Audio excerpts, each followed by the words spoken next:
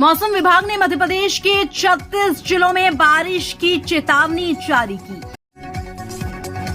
भोपाल, इंदौर, जबलपुर, उज्जैन, रतलाम, झाबुआ, अलीराजपुर, धार, बड़वानी, खरगोन, राजगढ़, शाजापुर, हरदा, खंडवा, बुरहानपुर, बैतूल, पांढुणा, छिंदवाड़ा, विदिशा, गुना, शिवपुरी, टीकमगढ़, छतरपुर, पन्ना, कटनी, उमरिया और डिंडौरी में भी तेज बारिश का अलर्ट है।